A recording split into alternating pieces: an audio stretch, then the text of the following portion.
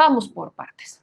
Yo le agradezco, ya que entramos a temas del Instituto Nacional Electoral y que entraremos, por supuesto, a temas del PREP y temas mucho más amplios. Le agradezco muchísimo a Álvaro Delgado, periodista, que nos acompañe hoy porque ha hecho publicaciones constantes, no solamente sobre Claudio X González y la red de organizaciones que lo siguen, lo apoyan, no al final están aliadas, sino también de Mexicanos contra la Corrupción y la Impunidad y cómo no han sido claros con sus finanzas. Y yo al final, la pregunta que tenemos hoy es, parece que estamos viviendo lo mismo que se vivía en 2006, en 2012, ahora también se vivió en 2018, ahora 2021. ¿Cuál es la gran diferencia? Esa es una pregunta que hay que responder. Así que, Álvaro, te agradezco muchísimo que nos acompañes. Muy buenas noches, ¿cómo estás? Muy bien, muchas gracias. Gracias por la oportunidad de charlar contigo y naturalmente por charlar con tu auditorio. Encantado de estar aquí, a tus órdenes. Pues Álvaro, ya es noche, no quiero quitarte tanto tiempo, pero particularmente ese es el tema. Claudio X González, Mexicanos contra la Corrupción y la Impunidad y distintas organizaciones. Krause, Aguilar Camín, los mismos de siempre. ¿Qué es lo que cambia hoy? ¿Qué notas que sea diferente en este caso? Porque vemos que es la misma guerra de el malo es el presidente López Obrador, vamos a terminar como Venezuela y tenemos que poner todos nuestros recursos en manos de quien se tengan que poner para evitar que gane poder. ¿Qué es lo que hoy es diferente con respecto a lo que venían haciendo en el pasado? Bueno, nada menos que ahora el presidente de la República es Andrés Manuel López Obrador. Esa es una diferencia muy importante porque si tomamos en cuenta lo que ocurrió en 2006, había un contexto muy adverso para, digamos, la izquierda. Había un contexto, sí, digamos que de desilusión ante el gobierno de Vicente Fox. Había una muy importante convergencia a favor de un candidato de la izquierda que claramente contrastó desde el arranque de las dos administraciones, desde el año 2000, hace 21 años, y a lo largo de estos 21 años han cambiado muchas cosas. Por eso yo, de manera tan contundente, digo, pues claro que han cambiado cosas. Hoy el presidente de México es exactamente el mismo que enfrentó a la colisión de intereses que le impidió ser presidente en 2006. Hoy es presidente de México Andrés Manuel López Obrador, con una victoria tan contundente, superior a la mitad de los votos en la elección del 2018. Pero no es solamente un presidente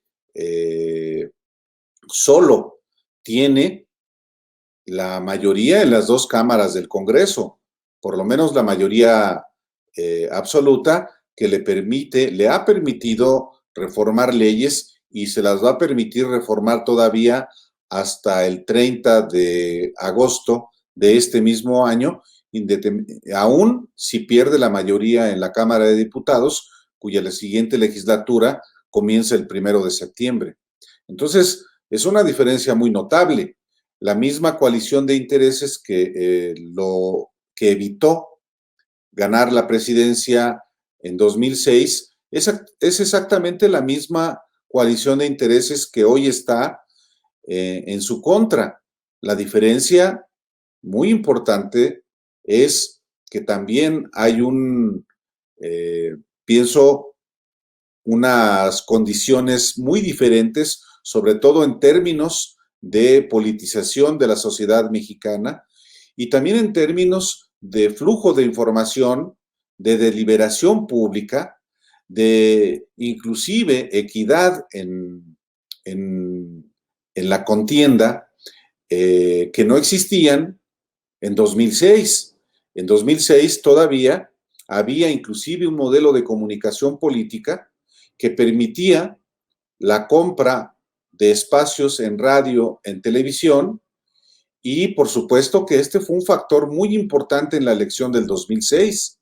Hoy eso no es posible porque ese modelo de comunicación política cambió después de la elección del 2006 con la reforma política que hubo en 2007. También es una diferencia muy importante que, a pesar de que no nos guste, hoy los organismos electorales en los estados no están necesariamente bajo el control, por lo menos no como estaban antes, de los gobernadores. Sí hay correas de transmisión, como las hay en el Consejo General del INE, pero a mí me parece que una diferencia fundamental es que el poder constitucional sustantivo ya no se encuentra en manos de esa coalición de intereses que se le ha enfrentado a Andrés Manuel López Obrador desde el 2006 y como se le enfrentó también desde el 1988 a Cuauhtémoc Cárdenas. A veces también se olvida justamente esta otra parte de la historia. Hoy los que le aplauden tanto a Cuauhtémoc Cárdenas fueron los que también desde 1988 y diría yo desde 1986, cuando se crea la Corriente Democrática, lo atacaron exactamente por las mismas razones que han venido atacando a Andrés Manuel López Obrador, por ser populista, por ser mesiánico, por ser un caudillo. Y las voces que entonces criticaban a Cuauhtémoc Cárdenas fueron las mismas que criticaron a López Obrador en el 2006 y que hasta la fecha lo siguen haciendo. Insisto, con la diferencia muy importante de que hoy el presidente de la República es exactamente el mismo que padeció el fraude en el 2006 y en el 2012. Teniendo eso en cuenta, Álvaro, y que obviamente es una diferencia grande, ahora es Pues presidente sí. Andrés Manuel López Obrador. Seguimos, el tema aquí es una lucha entre el poder económico que estuvo detrás del poder durante muchos años y el poder del pueblo que representa, y vamos a dejarlo así, al presidente López Obrador, al menos el poder de 30 millones de votos representa el presidente López Obrador versus el poder económico. Ese poder económico hoy se viste de organización periodística, como Mexicanos contra la Corrupción y la Impunidad. Ese grupo también se viste de organización que agrupa partidos políticos, mexicano, sí por México, y ese mismo grupo también se viste de oposición. ¿No consideraríamos qué tan complicado, qué tan, digamos, peligroso para la democracia resulta esto? Porque vemos que Mexicanos contra la Corrupción y la Impunidad, me refiero directamente a esta organización, ha publicado muy buenos reportajes, los publicó en su momento, pero hoy aparentemente está plagada de corrupción y de impunidad. En este sentido, ¿qué tan válida sería este discurso de esta oposición que ahora está en una lucha con 30 millones de votos? ¿Qué tan ético, qué tan moral, pues, qué tan social resultan estas organizaciones civiles frente a 30 millones de votos? Bueno, no sabemos si ya a estas alturas esos 30 millones de votos siguen siendo 30 millones de votos, o son menos, o son más. Lo vamos a ver, por supuesto, una parte en la elección que habrá en 3 semanas y parte de lo que está hoy dirimiéndose como parte de lo que yo considero es una disputa por la nación que ya tiene décadas, pues es cómo se va a redefinir el mapa político de México con esta elección del domingo 6 de junio. Pero yo pienso que en esta etapa del proceso electoral, que es la etapa final de las campañas, yo creo que hay, por supuesto, mucha emotividad y también creo que es importante que quienes nos dedicamos a la investigación de asuntos de interés público, también consideremos que, por ejemplo, en el caso de Mexicanos contra la Corrupción y la Impunidad, sí es un grupo de personas que en ejercicio de las libertades que consagra la Constitución hacen su materializan esta iniciativa a partir de lo que la Constitución permite, la libertad de asociación y la libertad de expresión y el derecho también de la sociedad a estar informada. Lo mismo que estamos haciendo tú y yo en nuestros respectivos programas y también legítimamente buscándonos una manera de vivir. El asunto es que muchas veces un organismo como el que es Mexicanos contra la Corrupción y la Impunidad no actúa como un ente, en particular en la búsqueda de investigar y de difundir asuntos de interés público. Actúa más como un grupo de presión, y ya no solamente como un grupo de presión, sino como un ente político con propósitos hasta de carácter electoral. No es una suposición, está perfectamente acreditado que Mexicanos contra la Corrupción y la Impunidad, fundado en 2016 por Claudio X González y presidido por él hasta julio del año pasado, además de contratar a compañeros para hacer trabajos periodísticos, unos buenos, otros no tan buenos, o unos periodistas respetables, otros no tanto, hizo también, o ha estado haciendo también, un trabajo de activismo que es importante, particularmente cuando tiene que ver con los abusos de poder y que para eso se utiliza, por supuesto, las leyes y particularmente la ley de amparo. Pero, además de esas conductas, hay un propósito claramente político y hay un propósito claramente electoral.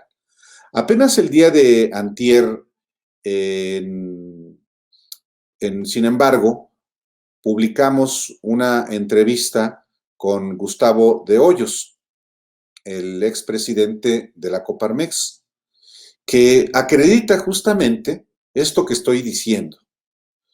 Mexicanos contra la Corrupción y la Impunidad, encabezado, presidido por Claudio X González Guajardo hasta julio del año pasado, se dedicaba también a ir articulando un proyecto de carácter político y un proyecto de carácter electoral.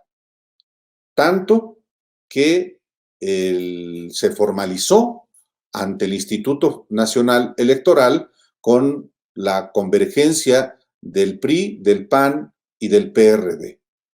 Lo hizo Claudio X González como presidente de Mexicanos contra la Corrupción y la Impunidad, porque las reuniones que él encabezaba con los presidentes de los partidos políticos que finalmente se coaligaron, pues los reunía, más allá de si fue en el patio de su casa o en la sala de su casa o en su casa misma. Él era presidente de este organismo, como Gustavo de Hoyos era presidente de la Coparmex precisamente cuando articuló esta coalición. Primero, por supuesto, creando Sí por México, un amasijo de organizaciones y de membretes, también hay que decirlo, algunos francamente inexistentes, otros con una naturaleza jurídica que habría que ver si se apegan estrictamente a lo que es una organización de carácter partidario. Pero lo que digo, para no extenderme más, es que, en efecto, como Mexicanos contra la Corrupción y la Impunidad, como otro tipo de organizaciones, pues están haciendo uso de sus derechos políticos, de sus derechos constitucionales, pero por primera vez están actuando ya de manera política y electoral con un propósito de conquista del poder político. Entonces, podrá haber argumentos en el sentido de que efectivamente, pues eso no están haciendo nada ilegal, y en efecto, pero la sociedad también tiene derecho a saber de qué manera se financian estas organizaciones, qué intereses auténticamente están defendiendo, cuál es la agenda que están impulsando. Y eso, por supuesto, que le atañe no solamente a la sociedad, le atañe a los medios de comunicación y a los periodistas, y eso es algo que por lo menos en el caso de, sin embargo, y en el caso personal, hemos venido haciendo. Es decir, someter a escrutinio no solamente al poder público y al poder político, sino también al poder económico, al poder mediático, al poder militar, al poder religioso, al poder criminal. Hay que actuar justamente en este sentido, sometiendo a escrutinio a todos los poderes, al poder judicial, por cierto, el más opaco de los poderes de la República.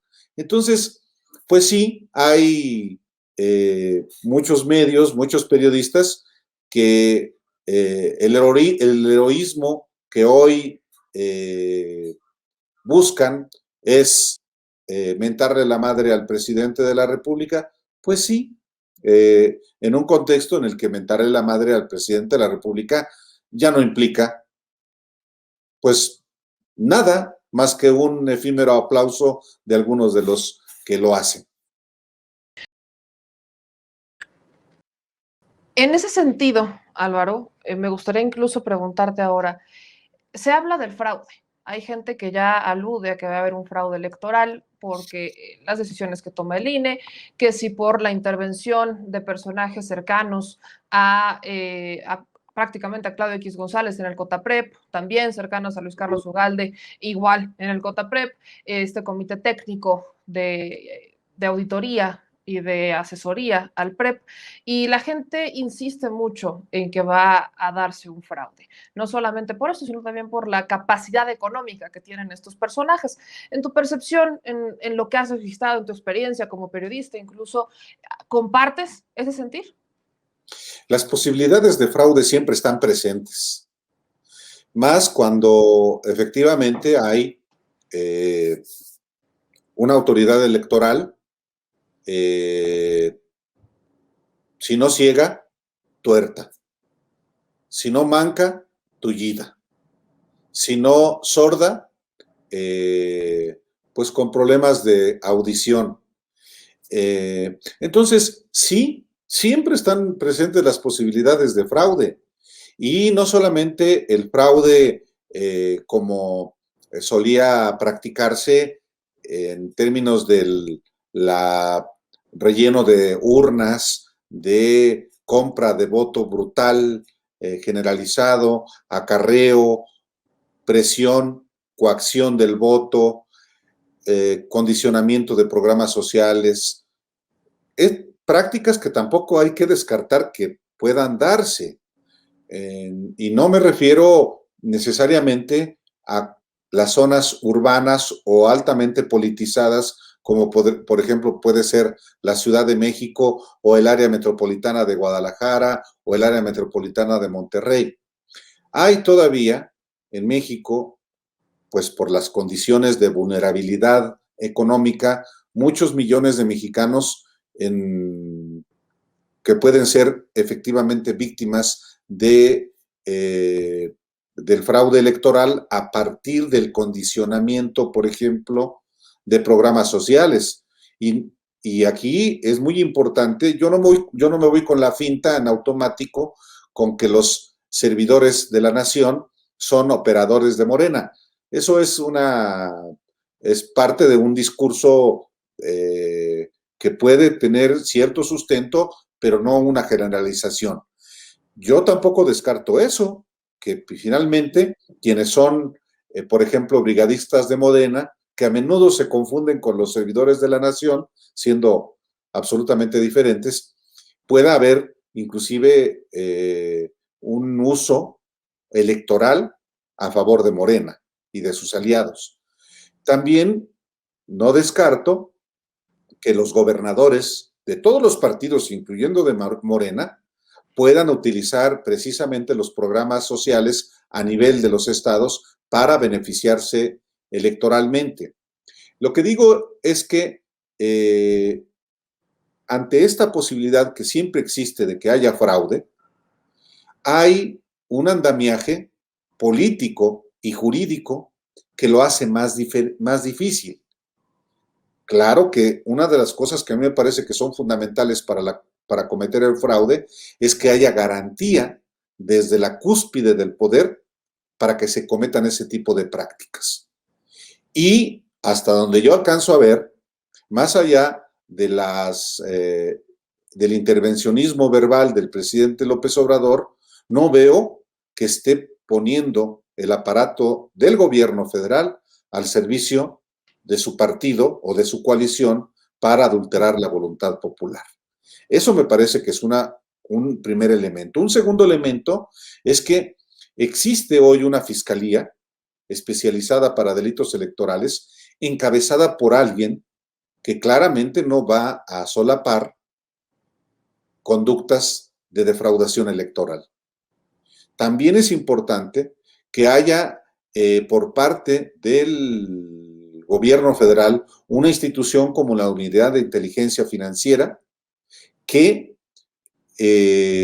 pueda mantener en escrutinio los flujos de recursos que muchas veces se han utilizado desde los circuitos financieros para mover grandes cantidades de dinero para la compra del voto.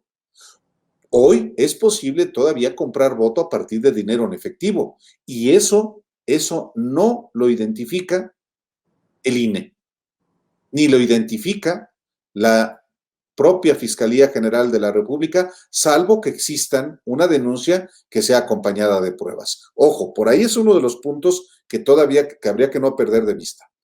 Pero también, al no haber desde la Presidencia de la República, desde el titular del Ejecutivo, desde el jefe del Estado mexicano, una voluntad para solapar conductas de defraudación electoral, también inhibe a los gobernadores. Y eso me parece que es también un elemento que sí es muy distinto al que hubo inclusive hasta la elección del 2018. Para el presidente, a nivel del presidente de la República y a nivel de los gobernadores y a nivel de los presidentes municipales. ¿Hay posibilidades de fraude electoral? Sí los hay, a partir de un elemento que lamentablemente sigue muy vigente en México, que es el poder del crimen organizado, que en amplias parcelas de la República manda y si no vota, sí veta candidatos. Y la otra parte, que también en ese sentido coincido completamente con el presidente de la República, los delincuentes de cuello blanco, que que son también quienes financian con grandes recursos económicos la compra del voto. Hoy hay posibilidad de que se compre el voto el día de la jornada electoral, o antes, o después, sí, no utilizando ya los circuitos financieros, porque van a estar, por supuesto, que identificados por la Unidad de Inteligencia Financiera, pero hay mucho dinero en efectivo, circula mucho dinero en efectivo, y ese dinero en efectivo es el que se puede utilizar, se ha utilizado siempre, para, por ejemplo, pagar 500,000 pesos por un voto. Y en distritos, que serán muchos, donde la elección será cerrada, y está jugándose nada menos que la mayoría en la Cámara de Diputados, esa posibilidad es hoy más que nunca latente. ¿Cómo evitarla? Me preguntarías tú o quienes nos ven.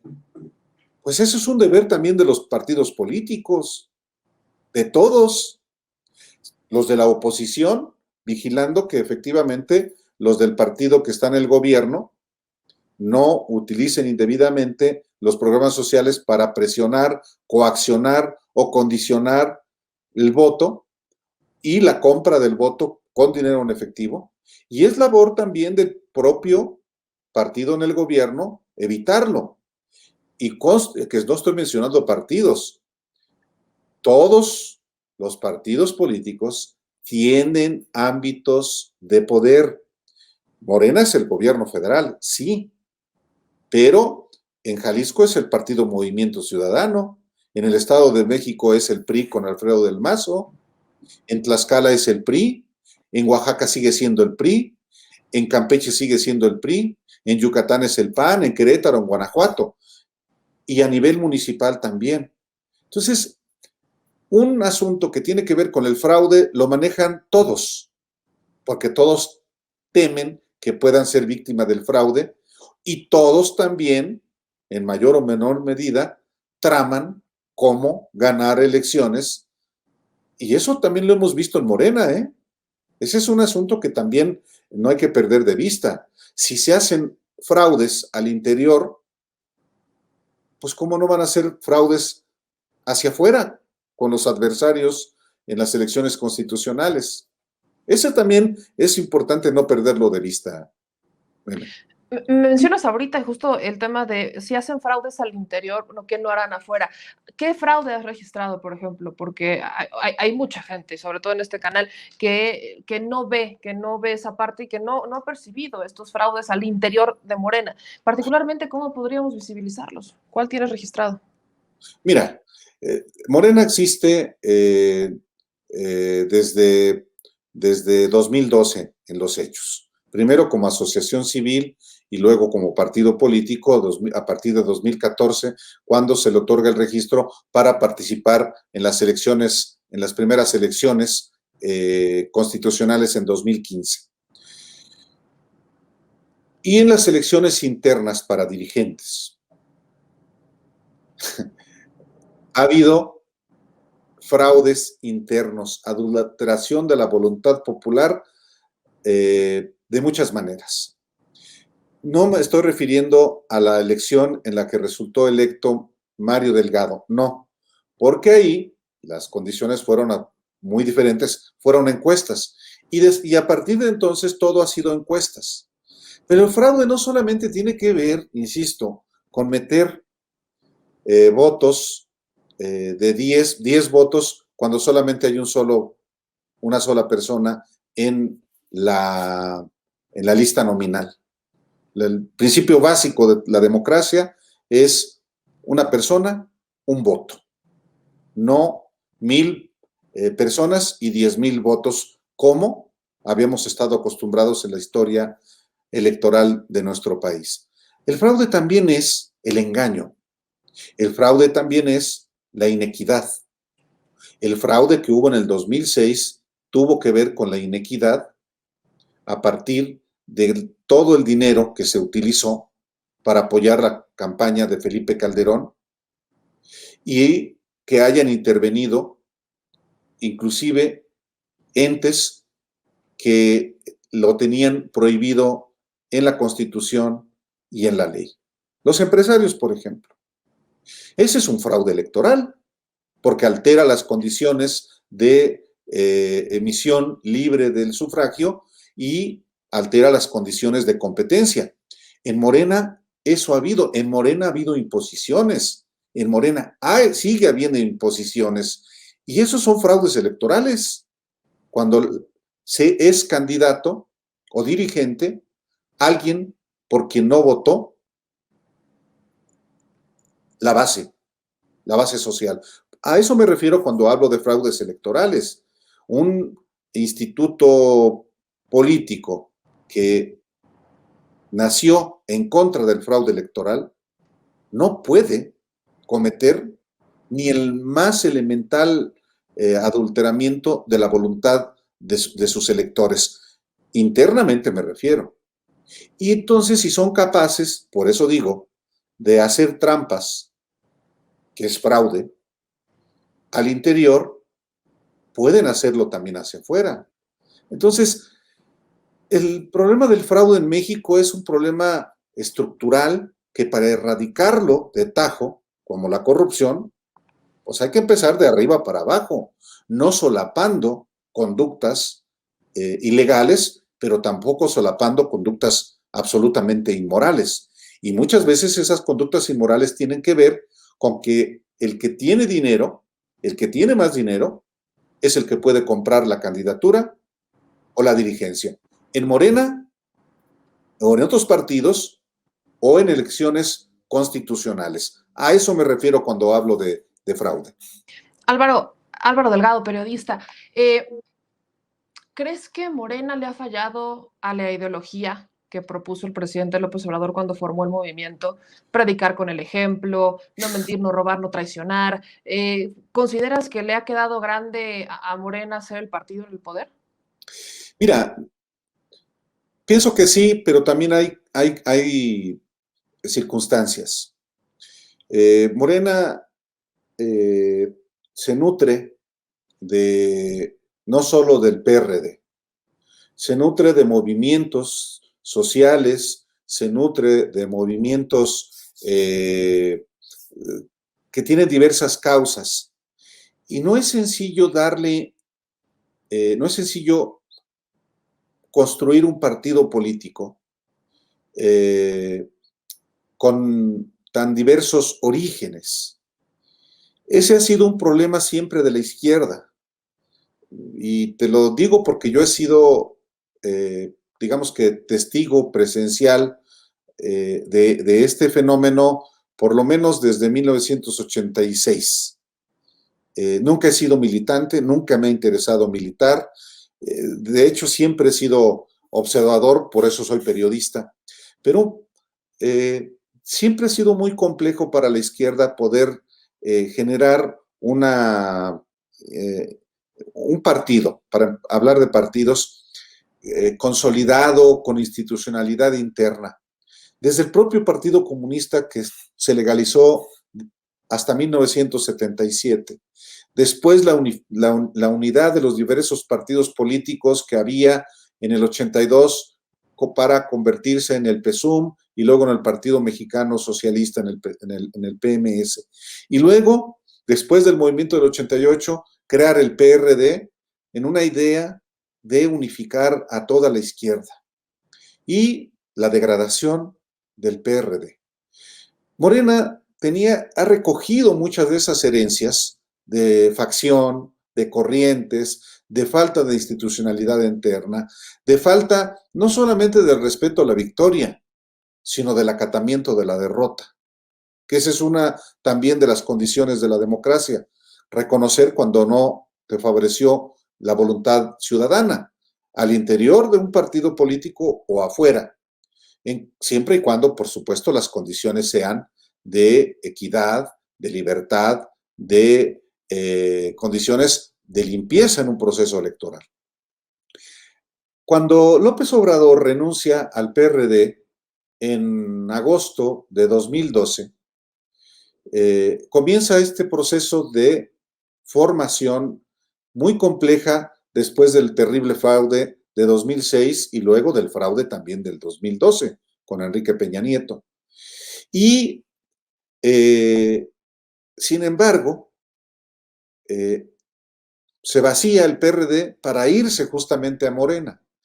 Pero no solamente esa es la parte que hace complicado formar Morena, sino los ex priistas que siguen llegando, expanistas que se van incorporando, empresarios inclusive que se suman a este partido, o por lo menos a la causa encabezada por López Obrador. Y eso también va generando al interior no solamente una complejidad para darle cauce como partido político, que lo logra en un tiempo récord, en 2 años, convertirse en partido político en 2014. Pero viene lo más complejo, que hasta la fecha sigue. ¿Cómo darle cohesión interna, institucionalización a la vida interna si hay tantos intereses hasta contrapuestos, tantas visiones, algunas de izquierda y hasta las de derecha? Bueno, tampoco ha habido grandes dirigentes y eso también ha hecho más compleja la situación. Y hay intereses, pues es obvio, es un partido político y un partido político busca el poder, conquistarlo, retenerlo. Y pues no ha sido sencillo, no lo ha sido, menos cuando es un partido ganador que todo el mundo quiere subirse al barco. Y el presidente no puede hacer todo. El presidente fue electo para que gobierne, no para dirigir un partido. Y los dirigentes que ha tenido, lamentablemente, incluyendo el actual, han estado a la altura. Por ejemplo, y con esto concluyo para no extenderme demasiado, hay errores elementales que derivaron en la cancelación de las candidaturas de Félix Salgado Macedonio y de Raúl Morón. Sencillamente, atender lo que la propia legislación establece en términos de precampañas. Sí, no hubo precampañas, correcto, fueron encuestas. Sí, pero también para eso existe una normatividad que por lo menos como papeleo hay que hacer. Y eso le ha faltado, desde mi punto de vista, a Morena, y eso no se va a resolver lamentablemente en el corto plazo porque apenas concluya el proceso electoral de este mes de junio, ya los preparativos para el siguiente proceso electoral, el mayor, que va a ser del 2024, van a impedir que haya, por supuesto, una capacidad de darse tiempo y generar condiciones de consolidación interna. Menos si, por ejemplo, un grupo, como es el de Mario Delgado y de Marcelo Ebrard, siguen posicionados de la dirigencia de Morena, y más si ganan. Si ganan, no hay ninguna posibilidad de que vaya a cambiar para bien. Y si pierden, pues peor, porque va a generarse una vez más una convulsión interna de disputa por el control, una vez más, del partido y del control por la candidatura presidencial hacia 2024. Álvaro, ya para concluir con esto, me gustaría escuchar tu reflexión como periodista. En estos tiempos en donde la libertad de expresión, en mi percepción, es real, al menos a nivel federal, a nivel local, claro que lo podemos debatir, pero a nivel federal existe libertad de expresión. El presidente López Obrador, indudablemente, con sus mañaneras, marca el ritmo de todos los medios, pero cada quien lo entiende diferente, dependiendo el medio y dependiendo hacia dónde veamos y dónde escuchemos, pues cada uno lo interpreta y lo difunde de forma distinta. ¿Crees que hay una equidad en la información que se distribuye a la gente en general, tomando en cuenta que menos del 80% de los mexicanos tienen internet, tomando en cuenta que los medios que son de periodistas, algo que ha mencionado mucho el presidente, ¿no? Dice, es que cuando han visto un medio que es de periodistas, digo, bueno, si nos alcanzara para tener un medio de comunicación, veríamos más, pero cuando hacemos periodismo, cuando estamos en esto, bueno, nos alcanza para hacer medios digitales. Entonces, en ese sentido, ¿cuál es el papel del periodista en estos tiempos? Cuando vemos que hoy todavía la radio tiene esta tendencia a beneficiar o a hablar mejor de los intereses económicos y cuando vemos que información más objetiva se encuentra en las redes sociales. Yo no lo veo parejo, pero en tu percepción, ¿cuál es el papel del periodista en estos tiempos de transformación en el país? Como siempre, el papel del periodista no es otro más que el de investigar, procesar y difundir asuntos de interés público. ¿Qué es el interés público? El interés general, el interés de la sociedad, de un país, de un estado, de un municipio, de una comunidad. El periodista tiene la responsabilidad suprema de, pues por supuesto, investigar asuntos que le afectan a esa comunidad, a esa colectividad. En un medio tan modesto como un municipio quizá remoto, ¿cuáles son los asuntos que le conciernen a esa comunidad? A lo mejor el acaparamiento de agua, a lo mejor que no exista un camino para comunicar a esa comunidad, a lo mejor la urgencia de una escuela que no existe o no existe el camino porque la autoridad está escamoteando sus recursos, si no robándolos, si no robándoselos, sí dedicándolos a otra cosa. Y el deber del periodista y de un medio, por más modesto que sea, es ese, el informarle a una colectividad lo que está pasando, recogiendo la voz, por supuesto, de la sociedad y desde una tribuna siempre privilegiada de un medio, así sea la hoja que circula entre 200 personas, esa tribuna es un privilegio para un periodista, para un comunicador que identifica problemas, porque ese es su trabajo, identifica los problemas que a lo mejor no identifica los demás habitantes, porque todos los demás habitantes están abocados a su propio trabajo. Pero el trabajo del periodista es precisamente identificar esos problemas que le conciernen, que le afectan a la sociedad y difundirlos y en efecto recoger también la voz de la sociedad. Pues ese es el trabajo más elemental que debe hacer un periodista. Eh, y quienes hemos tenido el privilegio, la responsabilidad, el deber de trabajar en medios que, por ejemplo, se editan en la Ciudad de México, como yo lo hice en el Nacional, en el Financiero, en la revista Proceso, y como ahora en Sin embargo, pues mi trabajo es investigar y hacer del conocimiento general asuntos que a mi juicio le conciernen. Entonces, el trabajo del periodista no debe ser quedar bien, no debe ser adular al poderoso, tampoco confrontarse con él. Claro que si hay necesidad hay que hacerlo, porque en la práctica del periodismo implica lesionar intereses de todo tipo, intereses económicos, intereses políticos, intereses criminales, pues por eso matan a periodistas, muchos, por supuesto, porque tienen el arrojo de cumplir con su responsabilidad.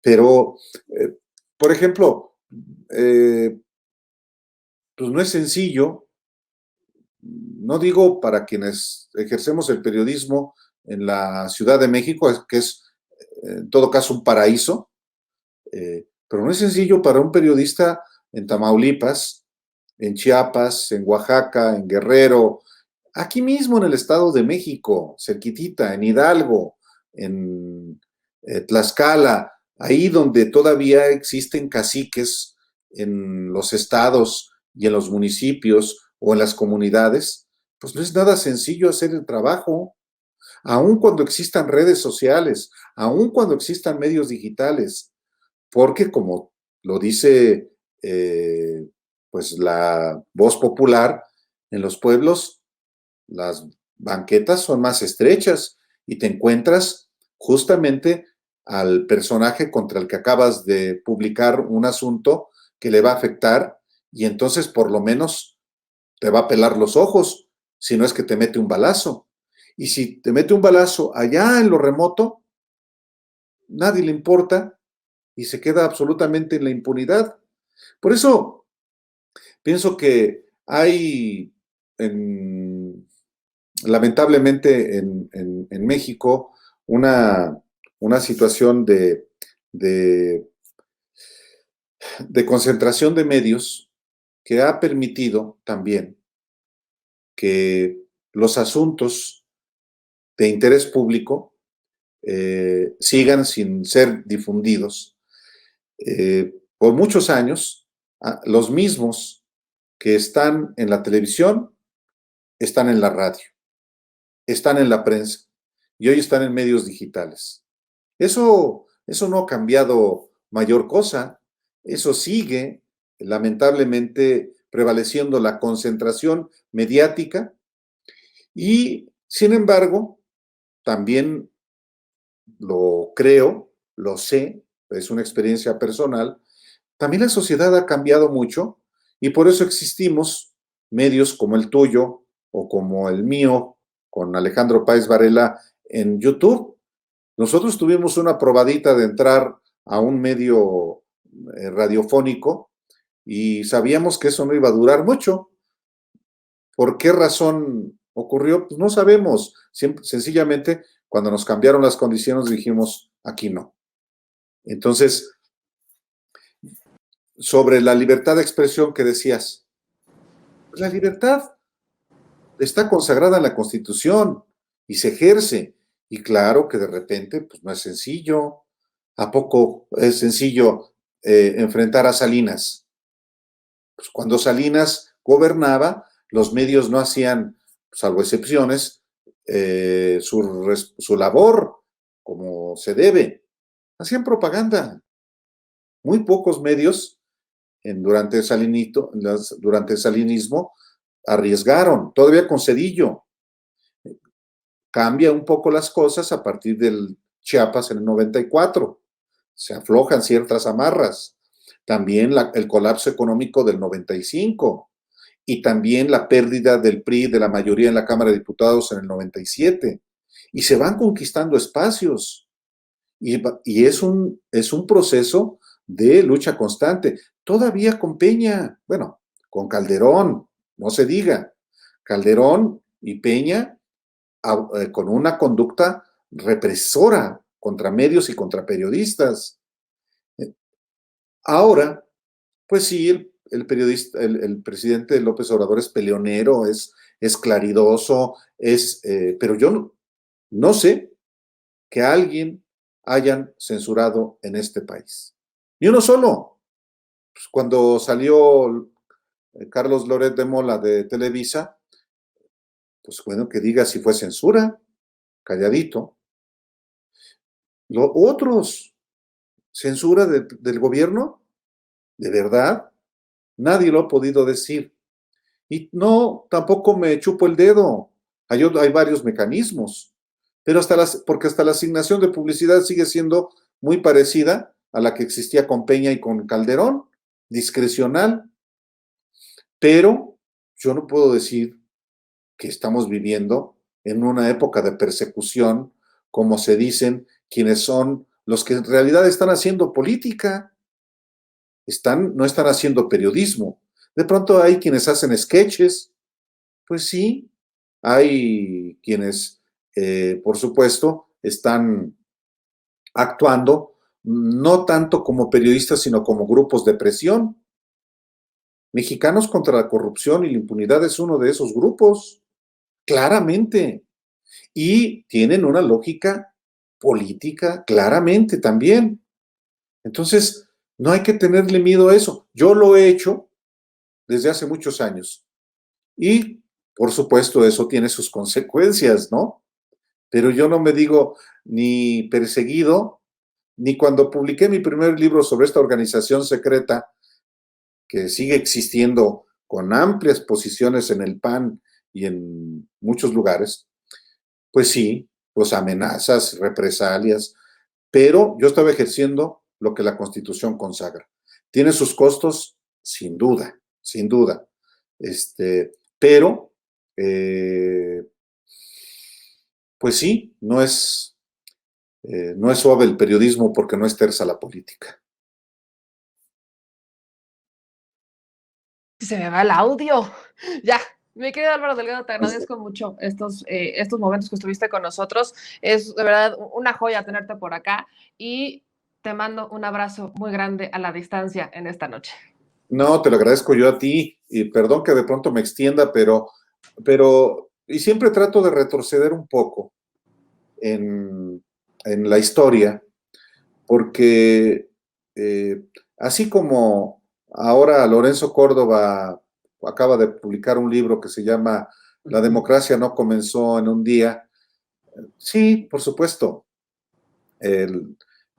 siempre es importante echar una mirada hacia atrás y tratar de profundizar en el momento.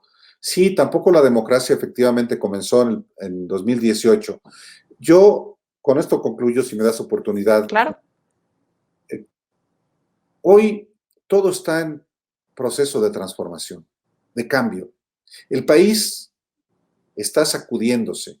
Al país le urgía un sacudimiento. Al país le urgía un estrujamiento que justamente tuviera la posibilidad de que las libertades que la Constitución consagra se puedan ejercer a plenitud y que nos mostremos tal cual somos. Somos una sociedad, o por lo menos una parte de la sociedad, acostumbrada a la simulación. Yo creo que hay que decir las cosas como son, ser también muy responsables en lo que uno dice y en lo que uno hace, tratando siempre sustentar lo que decimos y escribimos, pero sin tenerle temor a nada. Yo pienso que hoy está en curso, en auge, un momento de ejercicio cabal para quien quiera hacerlo de las diferentes libertades.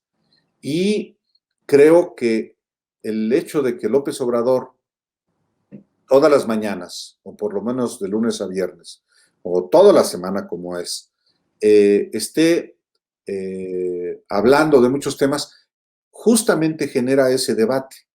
Hay cosas que no se conocen y que ahora se conocen más, incluyendo cosas que le afectan al propio presidente y a su gobierno. Qué bueno que se someta a escrutinio a sus secretarios, a todos sus funcionarios, y que también seamos sometidos a escrutinio los periodistas, los medios, así sea una crítica implacable, a través, por ejemplo, del espacio que tienen hoy los ciudadanos, que son las redes sociales.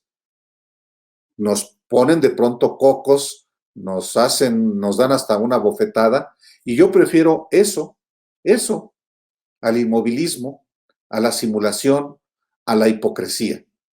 Lo que hace que una sociedad se mueva es justamente la posibilidad de discutir, y lo que hace posible que haya una discusión muy sólida en términos de información es el trabajo que hacemos los periodistas. Con mayor razón tenemos hoy, en esta coyuntura de transformación, la responsabilidad de recoger, de transmitir, de investigar, de difundir asuntos que nos conciernen a todos. Entonces, pues en este sentido yo de verdad me siento privilegiado por vivir en esta etapa de la historia de México.